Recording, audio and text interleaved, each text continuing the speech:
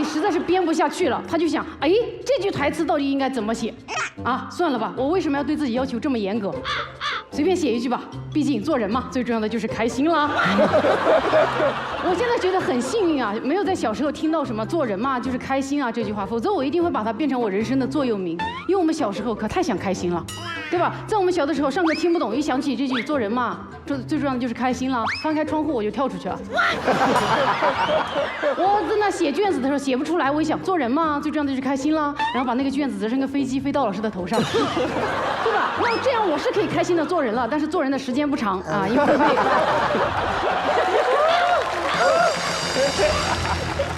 其实我们这个社会啊，评价一个人经常评价的体系是衡量一个人的成就和品质嘛，而不应该去衡量一个人的心情啊。你说一个人，他说我抛妻弃子一事无成，但只要他咧嘴一笑，别人就会说，哎，这个人如此开心，他可真会做人呢。相反，如果我寒窗苦读，悬梁刺股，别人一看，做人何必这么苦，不如回家卖红薯。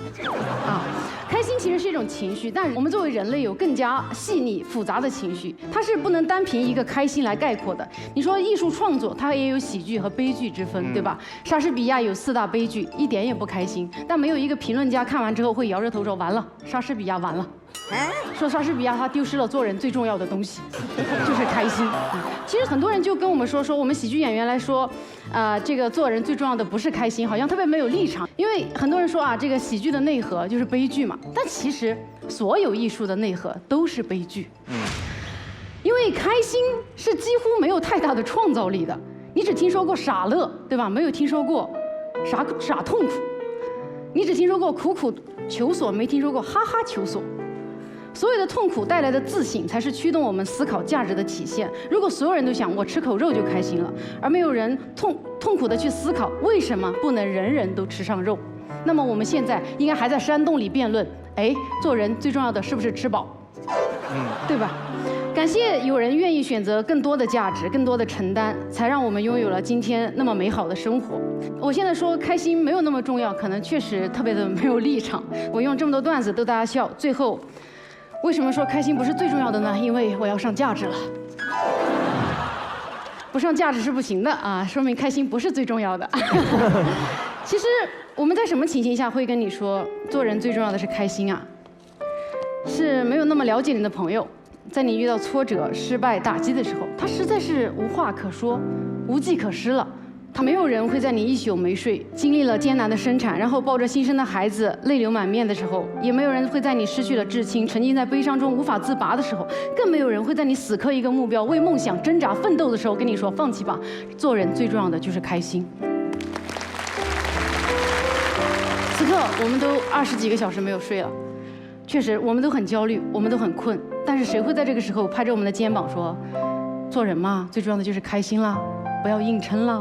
没有人，因为我们在这里的每一个人都深切的知道，比起开心，我们还有更重要的追寻。谢谢大家。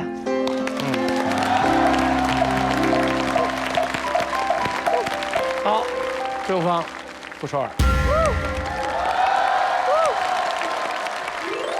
开心当然最重要啊，不然我儿子就该叫多苦了。哎，你经常听到人家喊乐乐，你妈妈喊你吃饭，没有人喊苦苦，你妈妈喊你吃药。为什么我儿子就多乐呢？坦白说呀，这就是一种洗脑。我就是要让他从小就知道开心最重要。当然呢，也有一些适得其反的效果啊。前几天给我写卡片，就写了一句第2名也很好，气得我差点打了他一顿。现在我所有的朋友都在祈祷我夺冠，只有我儿子默默祝福我得第2。这就是多么快乐的亲子关系。还有啊，你们不知道，开心最重要这句话呢，安慰我多少，阻止了我多少发脾气的时刻。你知道前一段时间吧，我在一个非常出名的品牌的店里买了一双鞋子啊，然后我就是下雨天嘛，我就踩水，然后就掉色了，然后我就回去找他们麻烦。我说，哎，你们这个品牌就是为了证明自己的身份而买的，对吧？看看我这双鞋子，除了能证明我是个傻缺之外，能证明什么？然后你知道他们怎么回答我吗？说对不起，女士，我们这个鞋子穿这个鞋子的人是不踩水的。这个时候我也只有安慰自己，开心最重要，对吧？那我为什么觉得做人最重要的是开心呢？这个世界有人含着金汤匙出生，有人含着一口痰出生，有的人天生就美貌的像白雪公主，有的人非常有才华。但是开心是每个人通过努力都可以得到的，只有开心是我们人人都可以有的。我觉得这里我们讲的开心很重要，它其实不是一种状态，它指的是一种心态。我以前以为快乐是因为你要拥有金钱，你要拥有地位，你要拥有名利，你才会获得快乐。但最后我发现，其实只要你心态阳光，你看任何事都用豁达开朗的角度，其实你是可以开心起来的。我们在港台剧里经常听嘛，这做人最重要的就是开心啦，对不对？这句话就是这么火起来的。然后，当你的朋友跟你说这句话的时候，它不是一句最无力的祝福，它是一句最有力的祝福。而它最有力的时候，是你自己对自己说这句话。做人最重要的是开心，是人最后谨慎的安慰。当你失去了一切，你觉得通过什么东西的努力都不可以得到了，但是最后你觉得自己调整自己的心态和可以将一切都放下。在第5季的时候，我与这个冠军失之交臂，到第6季的时候又失之交臂。然后，其实我上奇葩说到了第7季，我觉得最难的是我的体力不支，我的身体状态一直不能支撑。其实整个的准备过程都是非常非常煎熬的，一面跟自己的心魔做斗争，一边跟不断茁壮成长的新选手来不停地调整今天的心理预期。我刚才来决赛的时候，我觉得我自己几乎是无法支撑了。我常常想，我为什么中间有这么多非常难的过程，为什么我还来参加奇葩说？我觉得给大家带来欢笑的时刻，我还是开心的。我觉得正因为我们承认开心是最重要的，所以让别人开心的人，他才会是高大的。每一个脱口秀演员都有悲伤的内核，但是他们始终在舞台上把欢笑带给大家。做人不是自己开心最重要，就是别人开心最重要；不是自己现在开心最重要，就是自己将来开心最重要。无论你现在受多少委屈，你都是为了将来有一天能够扬眉吐气的时候，能够证明自己价值的时候，你感到开心。工作是开心的吗？可能没有人这么认为吧。但是我觉得你努力工作，有时候你加班，你非常的不开心。但你想到你攒很久的钱能给自己买一个特别好的东西，你会非常开心。刚才小鹿提到了新生的孩子，那我本身是一个妈妈，我觉得很多妈妈她们都受过产后抑郁的煎熬，也有产后带孩子的不快乐。但是当他们看到孩子露出笑脸的那一刻，他们觉得是快乐的。哪怕我儿子跟我说第2名也很好的时候，我觉得我好开心啊，因为我在他的世界里是一个第1名的妈妈。谢谢大家。好。可以。加油！让我们开始开杠。加油！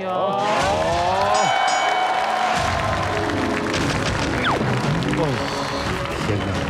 双方各1分钟时间，请开始。做人最重要的不是开心，做人最重要的不是什么呢？不要说是呼吸，换一个答案哦。做人最重要的不是开心，但是人可以有特别多种不同的价值序列，但我们不应该在这里定义做人最重要的是开心，因为它往往会成为一个人往下滑的一个借口。对，做人有很多的价值序列，你讲得太好了。比如说，你可能会觉得健康最重要，你可能会觉得成就最重要，你可能会觉得金钱最重要。你尊重自己的价值排序，但是你要知道，这所有的一切的终点都是通往开心，所以开心最重要。按照这么个推极端的方式的话，人类的终点都是通向死亡，所以死亡最重要。在死亡之前，你要是开心的，我告诉你，所有开心的人在死前都能写个段子，而不是嚎啕大哭。在死前，那肯定还是呼吸最重要。我们说做人最重要的是开心，其实你最不满意的是这个“最”字，对吗？对。那你觉得为什么什么是什么不配把开心放在最重要的位置？我是认为我们不应该定义最重要的是开心，因为这样的话否定了那些为了工作认真付出，然后并没有真的在开心的人。我们是很开心的人，但是那些人的存在依然有意义、有价值，他们依然是重要的人。那你要这么说的话，所有人都不能表达。比如你说健康是最重要的也不对，你说什么是最重要的都是不对啊，因为只要带了一个“最”字，在你看来就是不对的。做人最重要的是开心，所以人可以为了开心做任何事吗？好，时间到。好，谢谢两位。我们准备最后的结辩，先开后结，所以是首尔先开始结辩，每人1分钟时间。加油！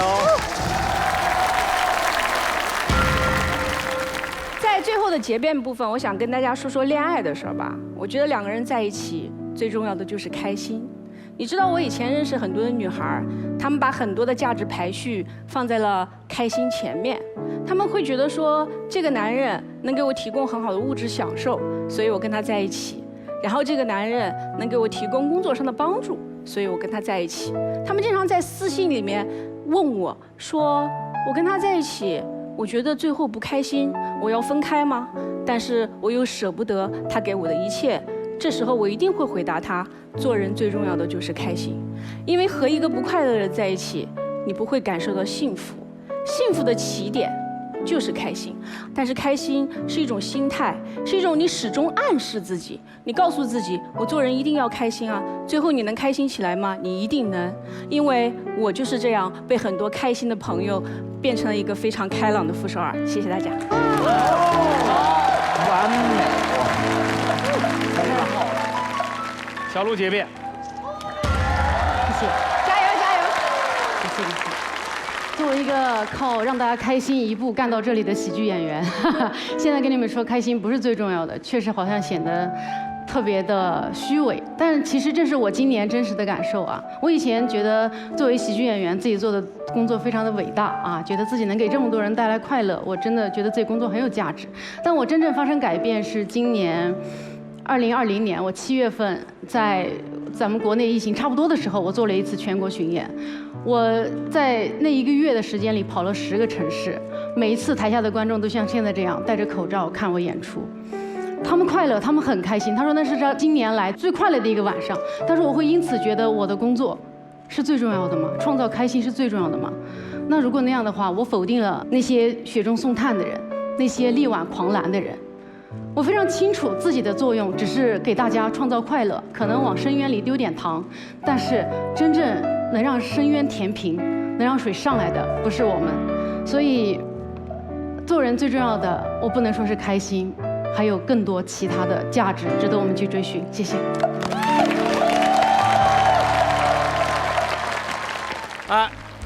话不多说，请全场观众为今天的正散方傅首尔和小鹿投票。全场观众，红键傅首尔，蓝键小鹿，请投票。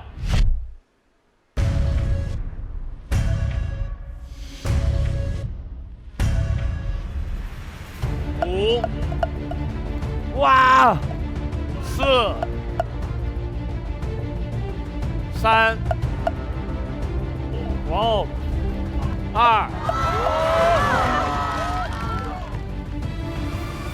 1，有了有了。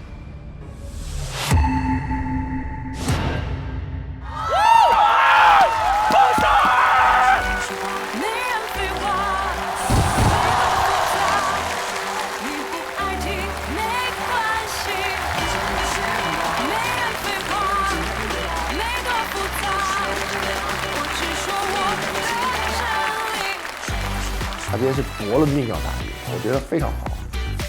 因为人物压力平毛票，就是在这种濒临绝望的时候才能够柳暗花明，因为所有的不安跟恐惧才能出真正的意识。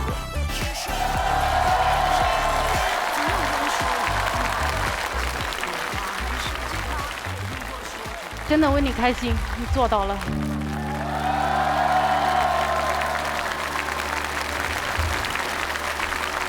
就是他根本用不着。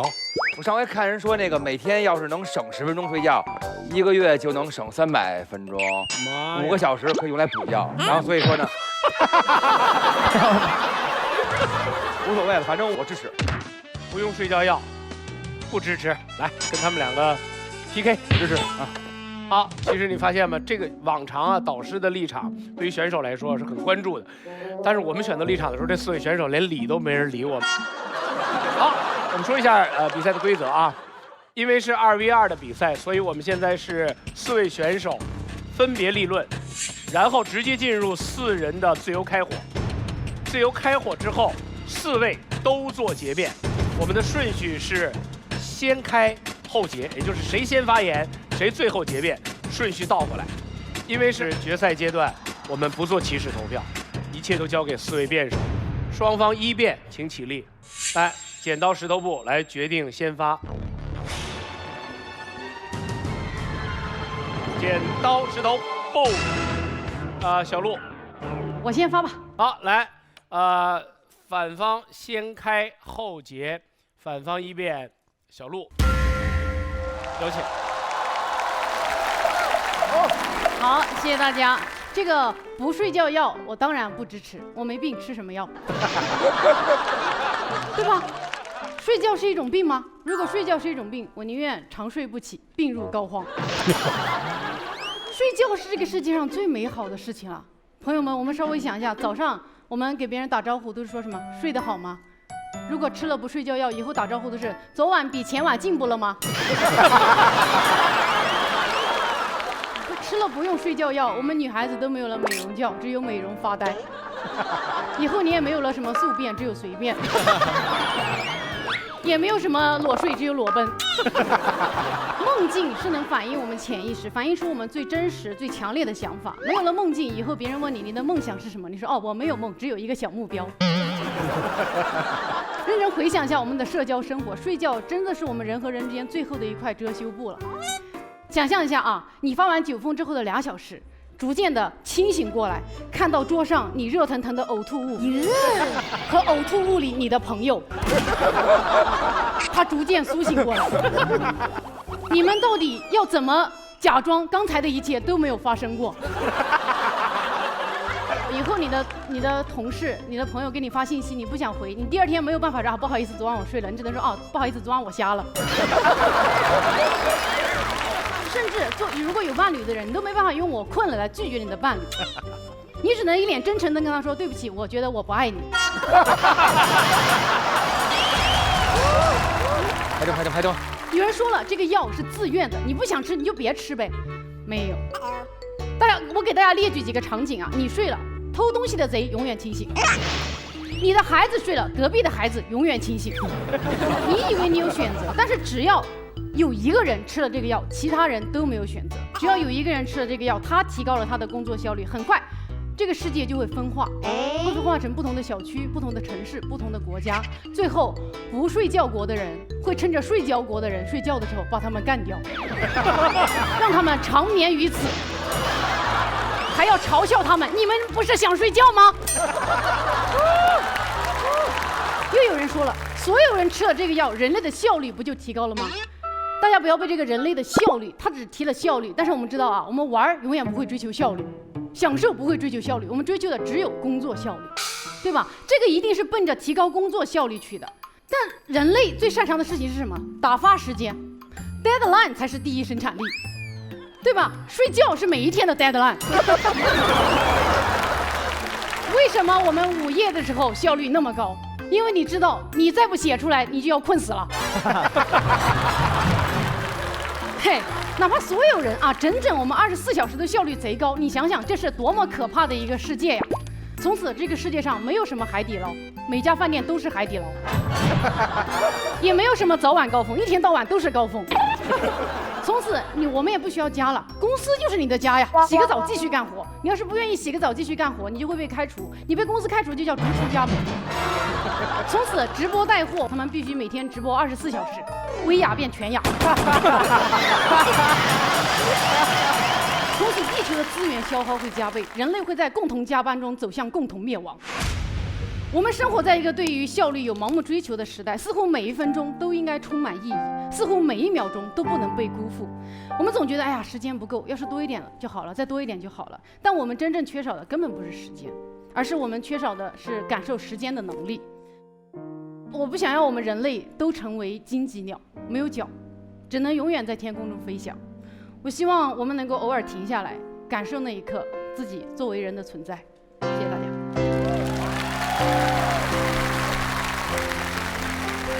谢谢小洛，这么短的时间准备这么精彩的段子，来，我们有请正方一辩冉高明。哇，91比9了，加油加油加油！来，我们来看这个题。奇葩星球为了提高效率，发明了不用睡觉药，你支持投入使用吗？而且它是永久免费的，对不对？对，免费，没有副作用，你为什么不支持？这和你排队去免费领鸡蛋有什么区别吗？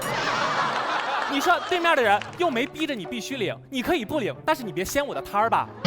对吧？这不是苍蝇叮菩萨，过得也太没人味儿了。啊，你可以不吃，但你不能逼我们想吃。小鹿说的特别好，说睡觉的美好，你知道睡觉的美好是在于能睡着的那群人，睡觉的不美好在于什么？在于睡不着和睡不醒，对不对？这才是年轻人最大的悲哀吧。我跟大家说，我的睡觉4件套，我是要泡着脚、敷面膜、喝酒，同时在吃褪黑素，都不一定睡得着。我相信像我这样的人不在少数。更可怕的是另外一类，叫做有起床气，你永远都睡不醒。这样的人，你不让他吃这个药，他还活得下去吗？这是我的第2个观点。这个药是什么？这是神丹。大家想一下，我们现在熬夜，别人会跟我们说什么？熬夜伤身，月亮不睡你不睡，医院等着你缴费。现在有了这个药，没有副作用，通宵成了保健，你再也不用睡觉了。这个药，这种神丹，能够让你在不睡觉的同时还能保持身体健康，这叫什么？这叫老太太爬楼梯，不服不行。第3，我觉得这个药啊有一个特别好的作用，就是它可以把晚上的时间啊释放出来。睡觉是我们现在不得不去面临的一个选择，因为你知道不睡觉可能会挂，那是我们夜晚的必须项。可是如果今天这个药投入了使用之后，夜晚就有了更多的选择，我可以不睡觉，我可以干很多的事情，对吧？我原来一直嘲讽自己，我说太阳下山了，我要上班了。现在这句话成为了可能，白天工作的人可以选择晚上工作。他说早高峰变成全天高峰，我不觉得，早高峰是因为大家都在一个时间上班，如果变成全天都有人不停的在不同的时间上班，就没有早高峰这回事了。我愿意吃这个药是为什么呀？你知道，就是现在我们很多人都说那个常回家看看，但有多少人都是常回家睡睡？我不知道你们有没有这样的体验。因为我们和父母的生物钟是因为生理的不同而导致真的不一样了。就是我睡着的时候，我妈早醒了，然后我妈睡的时候，我还在一直玩游戏。我们总说和父母不生活在同一个世界，从哪一刻开始？从和父母不生活在同一个时区开始的。我妈去年不是来参加了一次采访吗？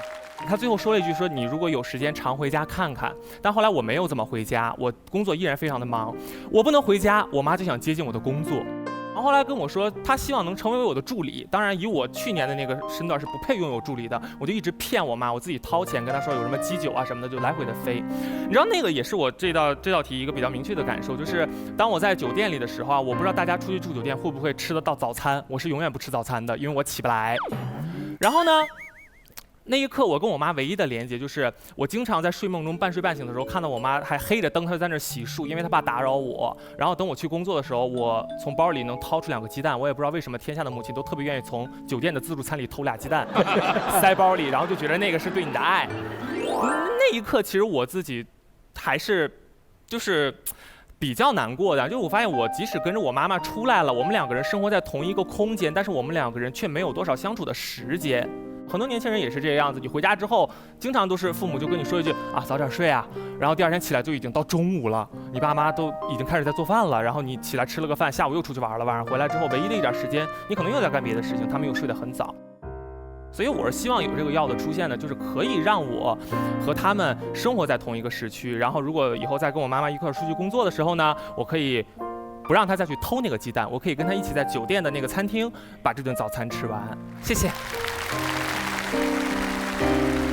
留下了一个金句：天下的妈妈都是偷鸡蛋的。好，反方2辩，傅首尔。为什么不支持这个药呢？因为它免费。我人生的每一次上当都是从免费开始。我条件反射，就是害怕。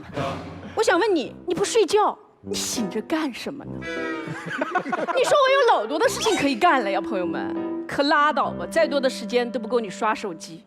不睡觉也是刷手机，长生不老还是刷手机。这个药提高不了其他的效率，就是提高你刷手机的频率。它能提高谁的效率呢？都提高就等于都没提高。都吃了不睡觉，你不睡，老板也不睡。原来我们什么时候休息呢？就是趁马老师睡觉的时候休息。现在他不睡觉了，以前内卷，现在睡卷。推广这个药，我代表中年夫妻不同意，因为我们一到晚上就不知道聊什么。漫漫长夜主要就是靠睡过去缓解尴尬。这个药什么意思呢？就是连同床异梦的机会都不给了呗，是吧？老刘说晚安，我说晚什么安？吃药了吗？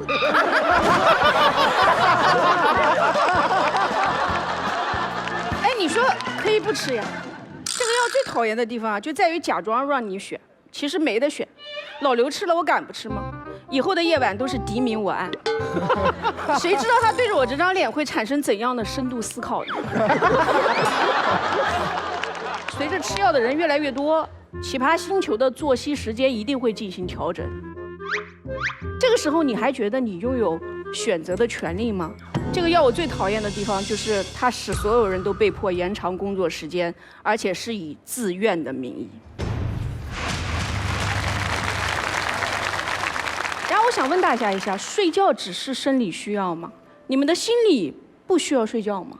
所有难过的人，谁没有对自己说过没事儿，只要睡一觉，一切都会过去，明天就是崭新的自己。吃了这个药，再也没有崭新的自己，只有闭不上眼的自己。所以我觉得短暂的停下来是对我们自己非常有用的。潇潇因为这一次没有参加这一季的奇葩说，然后上次被邀请来当明星嘉宾，哇，王者归来。这件事情给我最大的感受就只有一点，就是我需要休息。就是你知道，有时候人会非常疲惫，它跟你睡不睡觉没关系。当你重复的醒着、重复的清醒着，你的肌肉也会感到疲劳。我就问你们，那你们觉得，如果一个人从活着到死一直是醒着的，它不是一件非常可怕的事儿吗？你利用什么时间来休息呢？你以为你平时说我学习累了，我听听歌，这叫休息；我听听歌，我再换一个去体育锻炼，这叫休息。但是你知道，人他是记忆的动物，你曾经睡过觉，你会记得那个睡觉的美好。你在做什么事情，你都不会感觉到是休息。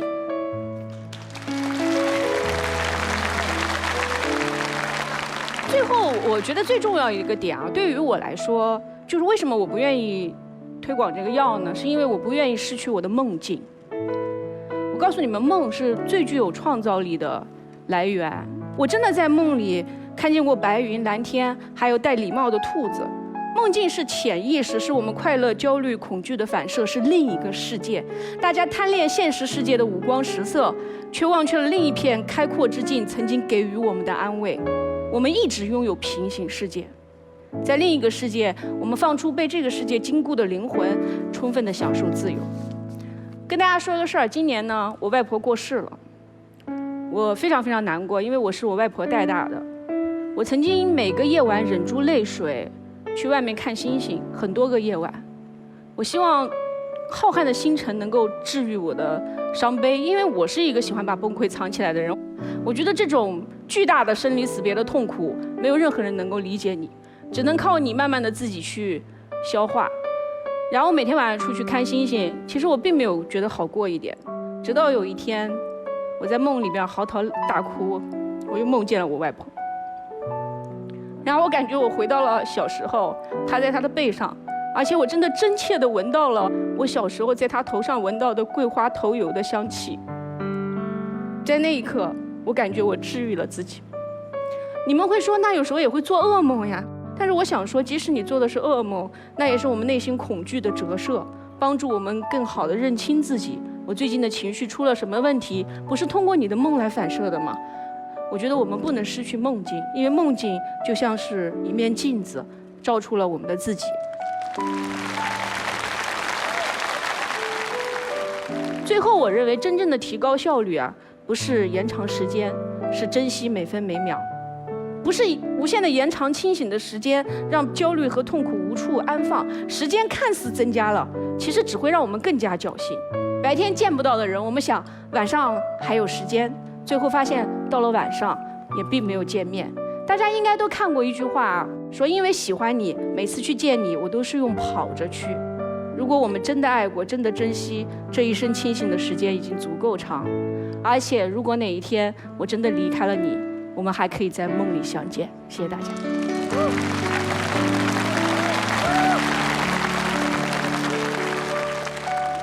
可以啊。来，我们有请正方二辩，希瑞。这被扒了，哇！我刚才为首尔姐的故事非常感动，所以我很想跟你真诚的讨论一下。刚刚告诉我们说，梦境是人逃避现实的一种方式，我非常赞同。可是你要知道啊，梦境这件事情自己不能选择的。你们有多久时间没做过梦了？你有多久时间可以控制自己梦境的发生？我觉得与其等待梦境，不如创造梦境。所以我想跟各位分享一个方法，我是怎么做的。当我遇到所有不开心的时候，我第一反应绝对不会去睡觉，因为很可能睡醒之后你会感觉更失落，问题有时候并没有解决。我把它写下来，按我一切想要的样子写下来。你知道文字是可以永久记忆的。当若干年之后我翻出来读这些文字的时候，只要我仍然能够记得我当时描写的场景，我的亲人就没有离去。只要我还能记得我的爱人，我的爱人就没有离去。首尔姐，治愈你的不是梦境，是你刚才写下来的这一切，是你能够记得。第二件事情，这道题里面有一个词叫效率。效率的原因是因为在这个药的设定里面就写了，它不会让你困，所以你干什么事情都不会困，你的精神状态是饱满的。我们本质上不是因为自己非常喜欢睡觉，是因为困让我们感觉到非常痛苦。你知道人类经常最局限的地方，就是因为我们受制于很多生理属性的需求，以至于我们觉得改变那个痛苦就等于幸福，可是远远不是这个样子，不是这个样子，是因为我们抵消了那个困而已。这里充其量只能告诉你，睡觉是一个抵消作用，它不是一个附加作用。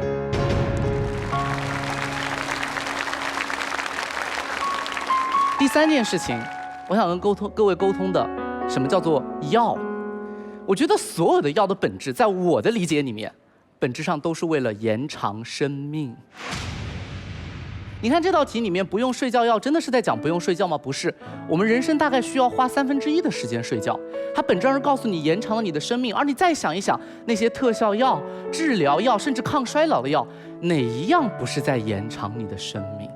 人类的有限性正是因为什么？因为我们时间的有限，所以人对时间的流逝天然会感觉到害怕。而当你能把控住时间的那一刻开始，你才能够真正摆脱许许多多的束缚。我想讲另外一件事情，是睡觉药这件事情到底会给我们带来什么改变？我一下子也想象不出来。我大概想到了手机，或者说互联网。在发明之前，我们也不知道拿到这个东西可以给我们生活带来什么样的改变，但是那一天终于还是来了。当互联网到达我们生活中的时候，我们发现我们的生活方式、我们的交往方式、我们的工作方式，都通通发生了改变。可是我们今天在回望那一段的时候，我们会说我们要拒绝互联网的接入吗？让不用联系不到这件事情消失，变成一个恐惧的事情吗？我觉得没有，因为科技发展的事情，我们要交由科技自己去解决。我们解决旧的问题，遇到新的问题，再解决新的问题，再出现新的问题，这是我们人类历史发展的前进过程。而你知道，这一天迟早都会来。人类迄今为止所有关于科技的预言，正在一天一天实现，一天一天逼近。我们所有学习的能力是什么？是如何面对未知和新的世界，而不是拒绝新的世界。这道题的本意叫做支持投入使用，它没有强迫两位一定要吃下去，也没有强迫我一定要吃下去。投入使用是给需要的人用。我查了一下资料，有94.1%的人，正因为睡眠影响了非常多的健康问题，而有76%的人正难以入睡。睡眠在今天是一个非常严重的疾病问题。这道题目问的是什么？是当有需要的人要投入使用这个药的时候，我要不要对他 say no？ 我觉得不要，因为我觉得有选择的世界一定比没有选择的世界好。而蛇儿姐担心，包括小鹿也担心，有一个囚徒困境怎么办？如果一个人吃了，我担心我落下了怎么办？可是刚才蛇儿姐的回答不是最好的那件事情吗？这个世界上选择之所以多元，就是因为每个人想要的地方不一样。有人想要效率，有人想要永远清醒，有人想要永远理性，但有人会选择梦境，有人会选择在梦里面回到自己思念的人，让想选择使用药的人选择，让不想选择、想清楚自己要什么的人不选择，才是奇葩星球最好的价值观。厉害厉害厉害！好，谢谢席瑞。那么双方4位都已经立论完成之后，我们现在进入自由交火阶段。来吧，徐瑞，哎，刚才说睡觉是因为困才睡是吧？不然呢？早上起来赖床吗？你不是已那不经醒了就是困吗不困了吗？谁说我不困了？我之后不困了还是要赖床。我之所以赖床，不就是为了抵消我那个困意？因为我意识还不清醒，还没苏醒，所以我在床上多赖了几分钟吗？其实你如果得鼻炎，你会怎么办？去治啊！对你不会把鼻子割掉，所以你睡眠有问题，你应该去治睡眠问题，不是把睡眠去掉。睡眠有问题的原因是因为有睡眠，一个是你的器官，一个是你可以割舍。我问你，徐瑞，你刚才反驳的是说我们没有梦境了，可以创造梦境，对吗？我告诉你，创造不了梦境的人，给你多少时间都创造不了梦境。能够创造梦境的人，睡觉也不能创造梦梦境，是因为我们没有去接触生活。给你更多的时间接触生活，就是本质上让你有更多的时间。是吗？有多少小说和多少文艺作品取材于梦境？告诉我，有多少小说和文艺作品本来在你该写的时候，但因为你忙碌的生活和压倒你的睡眠已经没有写下去。你告诉我，我们童年都有过创作的梦想，不是吗？都有过表达的欲望，不是吗？是什么割舍了你的造梦空间？你应该学习的是时间管理。支持不代表必须逼你吃，对不对？对，如果我想吃，你凭什么告诉我不要吃？这是作为人按下暂停键的唯一的选择，就是睡眠。哎，我告诉你，按下暂停的方式有很多，你还可以喝怎么酒，把你打晕吗？哎，喝晕也可以啊，为什么要打呢？这个药的初衷是为了提高效率。如果今天他说不是为了提高效率，让你睡眠的时间，晚上那个时间可以用来干自己的事情，我们就觉得不会要干自己的事情没有效率。他会让你来工作。他提高的不叫工作效率，提高效率，他只有提高效率，你为什么要提高玩的效率？告诉我，玩的效率怎么提高？玩的效率就要提高。你没有得到过4点真的在那个蹦迪的音乐下也能睡着的悲惨经历吗？你少来吧！我好想嗨呀，但我真的困。就是因为你把你该工作的时间都用来蹦迪了。是，哎，如果我吃了药，我可以边工作边蹦迪，我可以在蹦迪的地方工作。累和困是2个概念。我现在跟你吵架，我和你在说。你那叫累好不好？那不叫困好不好？累了是一个。对呀，我就跟你说，累和困是2个概念。是2个概念，对呀，所以我消灭了困，我没消灭累呀，你没消灭累。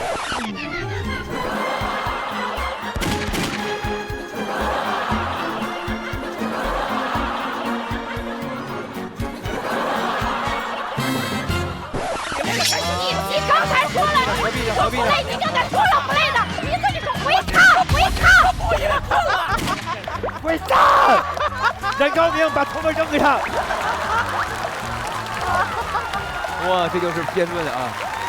我觉得所有的吵架都可以一直吵下去，唯一能制止他们就是吵到后半夜，他们自己就回到自己座位上了。对，该回窝了啊！现在是50比50。哇，厉害，可以哇！来吧，我们开始进入结辩，席瑞有请。在古希腊神话里面，睡神叫做休普诺斯，他是黑夜之神的儿子，死亡之神的兄弟。我一直以为人类创造对于神话的想象非常精妙，因为你看到了吗？死亡和睡眠同时构成人的休眠状态，它是一对兄弟。而你知道人生最大的困苦是什么？就是即便在你有限的生命里面，也没办法抓到确定性的人生。很多时候，睡觉就本身不是你自由可以选择的，甚至你对困意的不满，对于许许多多时间的安排都是不自由的。而今天，他在告诉我们一件事情，我们可以重新抓回不用睡觉这件事情。要知道，在希腊神话里，宙斯都抵挡不了睡神的诱惑，众神在睡眠的消失面前都会感到高兴。谢谢。来，傅首尔。我觉得所有的动物都需要睡觉。如果我不睡觉了，我就再也感觉不到自己是个动物了。我们会感觉到自己无所不能，这对人类来说，我觉得真的不是一件好事。不管是这个时间用来工作还是娱乐，我觉得这不是我们讨论的重点。我们要讨论的是人类到底要把自己改进到什么程度，来背离自己自然的属性。我其实在综艺节目上开一个玩笑，我说我最喜欢玩密室，为什么呢？因为我在密室里能感觉到自己非常脆弱和柔弱。其实，在睡眠中也是这样的。我不知道大家有没有伴侣，或者是有没有谈恋爱啊？就是有时候你们俩吵架了，但是一个睡着了，一个醒着，那个醒着的人看着那个人在梦中的那张脸，会觉得他好脆弱呀，一切都可以原谅。一觉醒来，你们又是更好的关系了。我经常像我跟老刘吵架的时候，我觉得他能原谅我，应该都是在睡梦中吧。谢谢大家。但是因为你不打呼噜。哎，安高明，我觉得我这个世界上是有人需要吃这种药的，就是我这种人啊，就是我这种可能没有那么聪明，然后没有那么的有天赋和积累。你知道我来录这个节目的时候，我每次都特别，我应该算是这个场上算非常努力的一个人了。每带我的导演都非常怕跟着我，因为我每次都把他们拖到3点。这件事情给我最大的感触是什么？我愿意吃下这个药，有一个最大的原因是，我想让我的勤奋变得没有上限。你知道笨鸟先飞，那个先飞的鸟儿，会因为身体真的吃不消了，而带着很大的愧疚睡去。我昨天写稿子写到了4点，我刚才看到这个题，我特别想那一刻，昨天晚上我就吃下这颗药，我可以写到今天，因为你知道一个笨鸟不怕先飞，笨鸟怕的是被人发现它是个笨鸟。我在这个节目从每一次来，我都是非常认真的准备稿子。我在场上看起来好像就是那种随随便便就能说出一些有趣的东西，那是我期待的。我期待大家看到我好像没有那么笨，我好像不用特别努力也可以做到这件事。我真的希望有一天，如果我不需要睡眠的时候，我不用在那个桌子前面，我每天在那薅头发。我之前在直播的时候说过，我说我今年结束奇葩说，我一定会把我今年一直备稿期间掉的头发拍一个微博，因为它真的有一小撮了。那是因为我的健康一直在提醒我，你不能一直飞，你会累。可是那一刻，我希望有一个药告诉我，我可以一直飞，让我的勤奋没有上限。今天没有问这个世界会怎么样，只问你，你想不想用睡觉的时间去干更多你认为值得的事情？谢谢。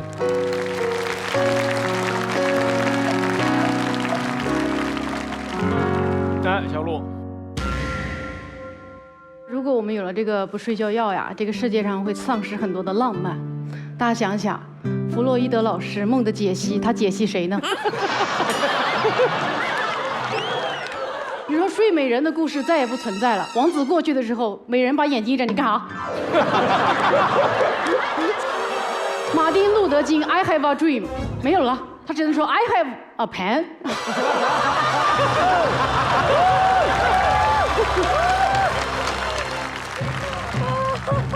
最可怕的是，我们人类再也没有寿终正寝了，你只能眼睁睁地看自己死去。搞笑到最后一刻，太可怕了。接下来他们还会发明出不喝水药、不伤心药、不吃饭药，人就一点点变成个机器了。我不希望这个样子，我还是希望人有点人的样子，就是我们经常说的，你做个人吧。我希望我们人类永远保有 Tomorrow is another day 的浪漫。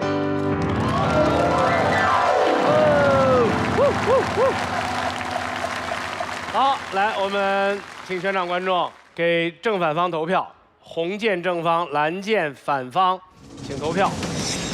5、4、3、2、1。小童，你能不能陪我去超市扫个货呀？这么多东西，人家弱女子拿不动了啦。就这，大可不必。小童，能不能和我一起去帮彩玲姐买点母婴用品？她大着肚子不方便。就这，大可不必。快来，有好多优惠券快过期了，咱们赶紧去消费一下。就这，大可不必。我劝你们逛京东超市，足不出户也能购物，省时省力更省钱。零食、酒水、母婴玩具、清洁个护，你们想要的全都有。京东超市，至省至真。京东。给正反方投票，红键正方，蓝键反方，请投票。5、4、3、2、1。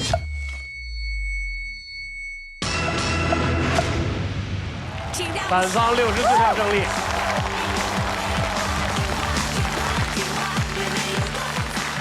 我这一场非常精彩，最精彩的地方是双方的配合。他们俩的那个优势是互补的，这种组合搭配有它的先天优势。没有想到小鹿的反应能力这么强，今天他太厉害了。他的梗的密度跟他的观点相辅相成，双螺旋前进，效果非常好。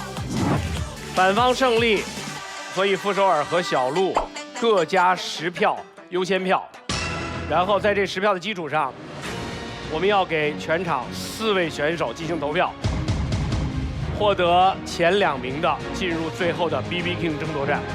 来，冉高明，请起立，请全场观众给冉高明投票。3、2、1，54票。席瑞，请给席瑞投票。3、2、1，68票。小鹿，请给小鹿投票。3、2、1，88票，请给傅首尔投票。3、2、1，72票。小鹿和傅首尔，你们2位将进行《奇葩说》第7季最后 BB King 的争夺战。你们面对的题目是：做人最重要的就是开心吗？灵魂拷问呐！你在这个时刻问他们这一题，也太讽刺了吧！通过剪刀石头布来选择持方。来吧，剪刀石头布，剪刀石头布。小鹿选择持方。不是，不是。傅首尔，做人最重要就是开心。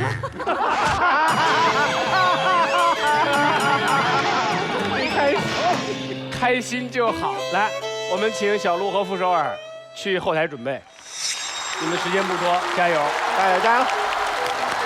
期待，一定会很棒的。驸马加油，驸马！正方太难了，而且我很担心的是傅首尔的心态，他面对一个新人，他的压力会更大。我的大棉鞋呢？我一个字都没有，我说啥呀？做人最重要的是开心啊！哎呀，我真的没有点，这个太难答了。一个最不适合我的题，一个最不适合我的持方。我很想说反方，但是后来我又出了正方，而且我真的是当时脑袋一片空白，我不知道该说什么。决赛题，它是个哲学题，完全是。但我觉得这个题好好准备，能打得很好。但就这个时间呀，哎呀，就没法打好，一切都太仓促。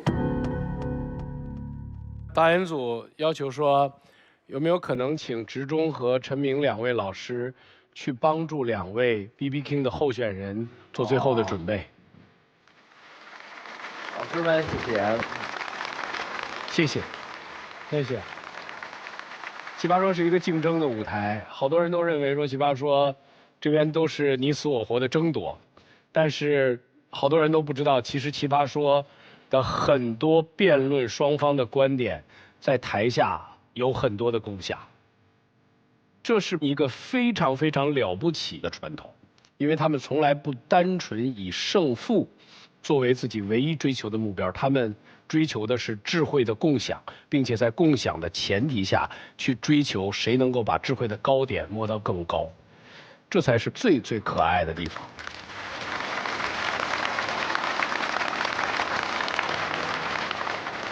高明，这是第几次来参加奇葩说啊？哇，第第6、第5次了。那这次名次算是对，是最好的一回，是不是？那已经很棒了。我觉得特别开心能来这个节目吧。就是这一季到结束了，然后我也挺到现在了。我觉得我还是有点进步的。当然了，从一开始1期都录不了，到现在我能打到决赛了。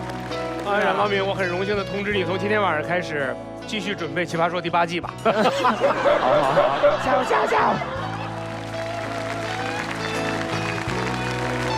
徐瑞，大家好啊，谢谢。我觉得我来奇葩说最大的收获就真的不是辩论的提升。因为走出这个场域之后，其实生活不会像辩论赛一样有战场和有逻辑，但我真的在奇葩说学会了很多，就是如何处理亲密关系，包括如何和别人去交流，然后如何去接纳，包括自我的接纳。我一直觉得我的人生很重要的一部分治愈是在奇葩说完成的。我14年刚上大学大1，我就是看奇葩说。我们那个时候看奇葩说都不是把它当一个下饭综艺，都是掏出本本在这边记观点式的看奇葩说。一晃7年过去了，我自己来到这里，我对我这一季的表现非常满意，然后我对我自己作为人生的改造也非常满意。所以在这里，我觉得我今天有很多的感恩，没有什么遗憾。谢谢。好，谢谢冉高明和徐瑞。为了给他们多一点时间，我们也请各位导师把关于这道辩题都跟我们现场的观众来做一个睡前的分享，好吧？谢谢。刘教授，关于这道题还有什么可以分享？这个呢，就是我的立场，对于特别激进的改造人性的这些科技创造都是非常谨慎保守的。其实大家。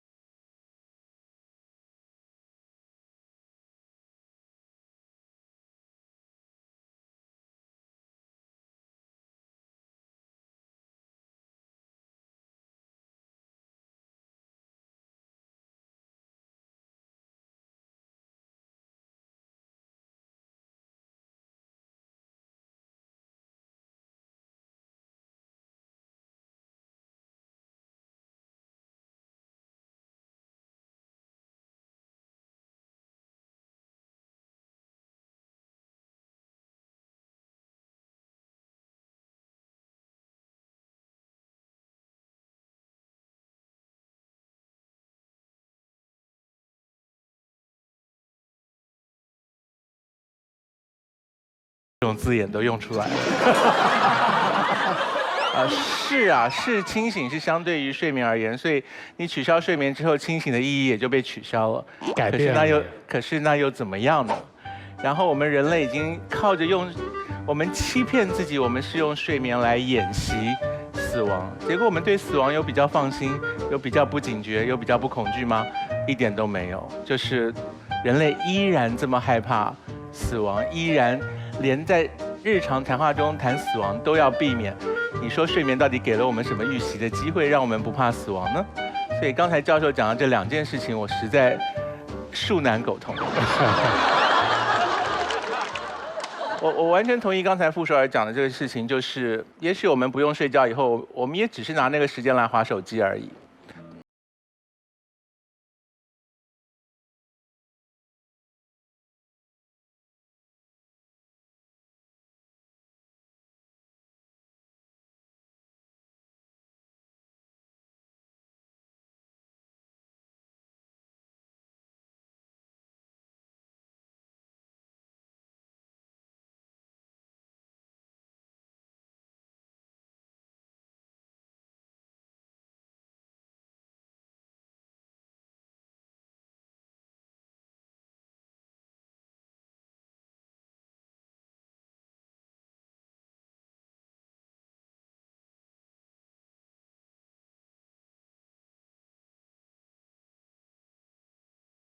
到时候梦境可以清晰的记得，被记录下来，而且情节完整，然后有起承转合。我觉得那个梦是我更期待的梦，而不是像现在这么不准确的、模糊的碎片。醒来的时候只记得1/10甚至1%，然后无从追索刚才到底梦见了谁，做了什么事情。所以睡觉目前对我而言，它的浪漫的功能实在很残败，实在很不准确。那与其为了索取那一点点不准确的浪漫，要花费我那么多的时间，那我宁愿醒着，去让那些能够放出光芒的人变得更灿烂。谢谢。巴老师呢？刚才那个冉高明他们说的特别酷，就是在于你多一个选择，你可以选你要不要。对，要睡觉。我也跟冉高明一模一样，每天要靠吃那个什么褪黑素。褪黑素加上那叫什么，我现在记忆特别不好，就是因为常年在吃那个那个叫什么安眠药，导致我现在什么都记不住，跟傻子一样。对，但是我觉得特别开心，反而变成了另外一种，我不需要记那么多事儿啊。所以冉高明那个方法可以长期使用吗？我觉得那个就是确实是就是走的可能会快一点。确实是不太安全，但是因为我是一个特别不容易入睡的人，就是从一开始只用吃褪黑素，到后来需要吃褪黑素泡脚，然后在家喝酒。你知道怎么才能睡着觉吗？后来我发现了，你不在乎别人就能睡着觉了，就是因为你越在乎别人，你越睡不着觉。对，就别过事儿。我老觉得人世间所有的快乐跟悲伤都是因为人际关系，就是只要你放弃所有人对你。就是的期待，因为我一直会看一本书，每回我一不高兴我就看一本书，叫《被讨厌的勇气》啊，就是想自由，就是要拥有被讨厌的勇气。然后我觉得我就是后来能睡着觉，就是我发现我根本不在乎别人喜欢不喜欢我，我开始拿这个催眠我自己，我宁愿别人不喜欢我，我也要喜欢我自己，因为你越希望别人喜欢你，你就越不喜欢你自己，然后你就会越来越睡不着觉，然后反正我是这么个过程啊，对啊。好，谢谢高老师。好，小鹿和傅首尔，谁将是《奇葩说》第7季最终的 BB King？ 在开始之前，隆而重之的感谢一下我们所有的赞助商，把方方面面拿捏的死死的，逛京东超市真的爽的感谢。不负每一份热爱的京东独家冠名播出。山一程水一程订酒店就同城，感谢藏在微信支付里的同城旅行联合赞助播出。无论梦想多奇葩，一口一口实现它。感谢美味的创造者康师傅红烧牛肉面首席特约赞助播出。网课上作业帮，感谢好成绩有人帮的作业帮直播课特约赞助播出。VR 真房源还是贝壳泉，感谢特别合作伙伴，全是真房源的贝壳找房赞助播出。只要有它暖肚子，再也不愁过日子。感谢暖富黑科技，好暖的苏菲好暖卫生巾行业赞助播出。找工作上前程无忧，会前程无忧，感谢带你前程无忧的前程无忧行业赞助播出。他们差不多了吧？哎，导演组他们准备好了吗？哎呀，我一个字都想不出来，我怎么办啊？我真的上不了。没事。啊，怎么办啊，朋友们？我真的一个字都搞不出来，我这个真的一点都没准备。我觉得你不一定要语句那么精致，因为你现在走精致语句时间好短，其实就是讲你心中的想法，就是只要抓到这个方向就可以了。开心当然最重要呀，不然我儿子就叫多苦了。这啥呀，这都是。其实当时我的心态很懵，完全就脑子坏了的那种感觉。然后后来我就开始静下心，我就是灵光一动，我想说可以有几个段子。后来就是集中我们讨论，然后有了比如说一个基本点什么的，我就在想怎么样去说它吧。我首先我想啊，我觉得为什么开心是最重要的事？是，因为现在越来越多的人，很多人并不把开心当成最重要的事。我现在有点担心的是，交锋环节当中，对方问一些很短的问题，你有没有做好回答？比如说，你问我一些吧。如果我是对方，我可能这么问：你觉得最重要的不是开心，那是什么？就是这一点要想想怎么反驳。我不太预设困难，我已经麻木了。其实真的就被这个节目逼到这一步吧，你面对的是谁，我也是非常的淡定的。你一路拱到这儿了，那打呗，只要往前再走一步嘛，就证明我高出了大家的期待。后来我又想说，还是要说说真心话吧。我走进赛场的那一刻啊，我觉得这是一条去年走过的路。那一瞬间，我内心又充满了力量。我其实自己内心就觉得说，拼。全场观众，让我们用掌声欢迎2位争夺《奇葩说》第7季 BB King 的辩手进入现场。BB King， 棒棒棒！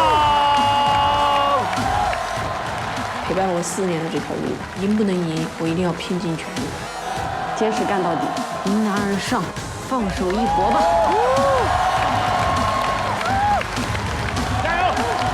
加油！加油！加油！加油！加油，小鹿，12姐加油！加油！加油！加油！在开始之前，少儿有什么要跟小鹿说的吗？加油！虽然心里感觉到隐约有一丝难过，毕竟自己干了好几年了才干到这里。小鹿第1年就干到这里了，加油加油加油！祝福。小鹿有什么要跟他说的吗？哎呀，我现在觉得做人最重要的是睡觉。好，我们来看一下 BB King 争夺战的辩题。做人最重要的就是开心吗？正方傅首尔，反方小鹿。我们今天的规则是剪刀石头布决定先发，然后每人3分钟立论，每人各1分钟的开杠时间，以及各1分钟的结辩时间。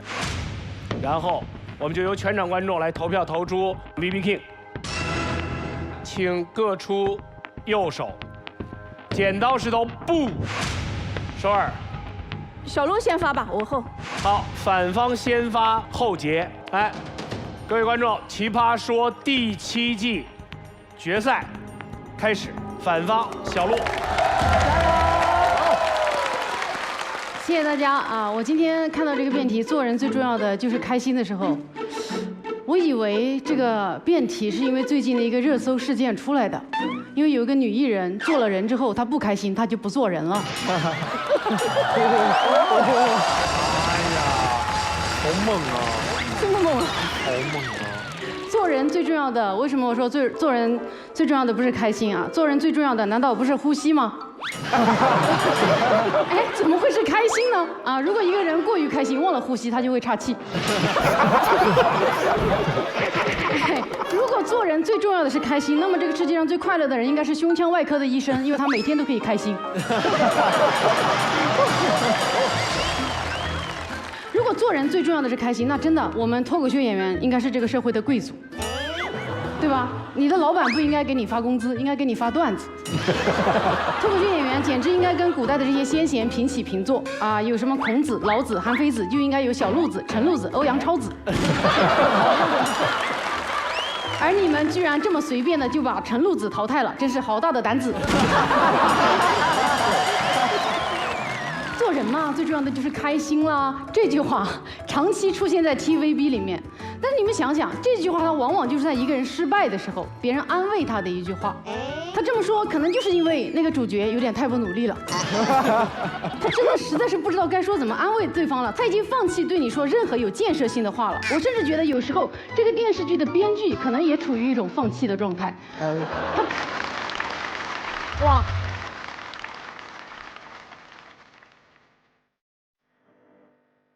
小鹿从海选一路过来，我觉得他是我在《奇葩说》若干季以来没有见到过的选手类型。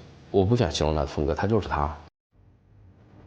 我觉得小鹿一路走到现在，就是直接能够证明这件事儿，能站到这儿就是有实力，跟新老没关系。江山代有才人出，而且小鹿配得上。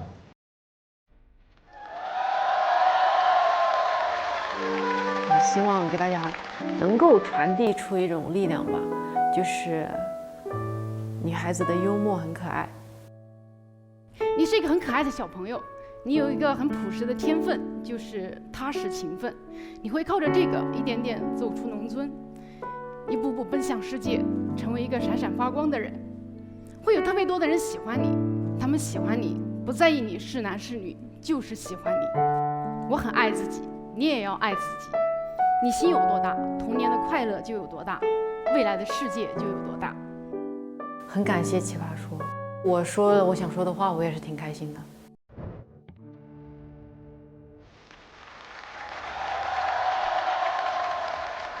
小鹿有什么要说的？特别开心，他今天赢了，真的，我好几次被他说哭，我真心的，我觉得我太开心了，他太值得这个 BB King 了，他是 BB Queen。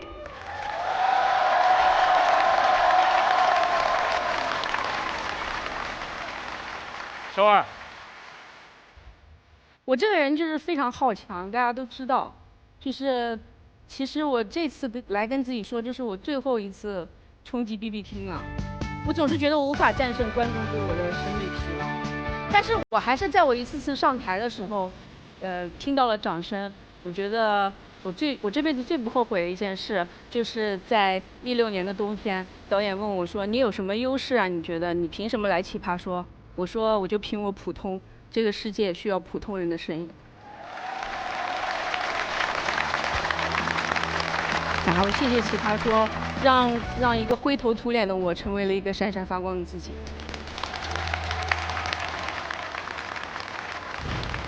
Hello， 大家好，我是没有美腿，只有一张嘴的傅首尔。我那时候是一个起点很低，然后也就是生活真的很普通。我来奇葩说是因为我特别爱吵架，我跟他吵就是为了维护我内心世界的秩序。我认为这个应该在我的观念里。他第一次来的时候，精彩绝伦，让所有人突然觉得哇，出来横空出世了这么一位。我长相稳定，性格刚硬，两眼一盯，草木皆兵，谁敢扎我，鱼不会死蛋包一定破。崩溃当然是每个人的权利，但是藏不住的崩溃只是伤痕，藏起来的崩溃才是勋章。谢谢大家。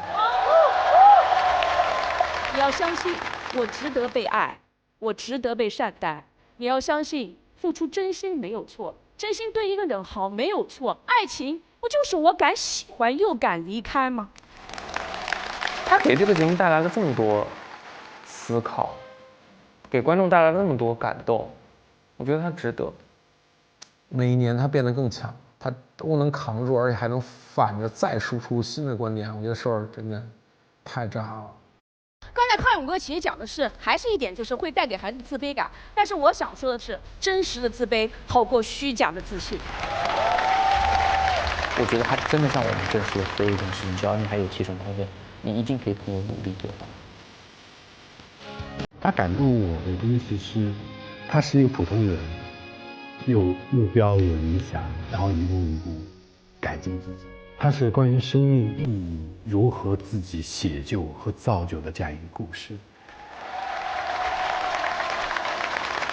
康永哥，请您为首尔颁发奇葩之王的奖杯。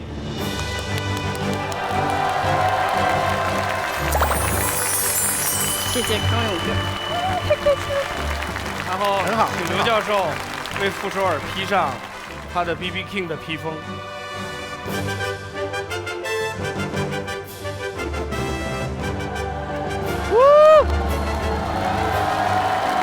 哎，这个场景我真是做梦了3年了。我想告诉大家，只要坚持，就是梦想就会成真。最后，我们请大老师送出京东超市特供一代言，不管你愿意不愿意，从现在起就成为了京东超市代言官，喜上加喜，和京东超市一起制造更多有趣的事情吧。得嘞，谢谢，谢谢。把方方面面拿捏的死死的，逛京东超市真的爽爽的。感谢不负每一份热爱的京东独家冠名播出《奇葩说》第7季。感谢男神大老师，感谢一直陪伴我们的康永哥、刘晴教授，感谢所有参加《奇葩说》第7季的选手，大家辛苦了，感谢所有今天晚上现场的观众，今天的 BB King 属于你们。感谢所有观众收看爱奇艺自制综艺《奇葩说》第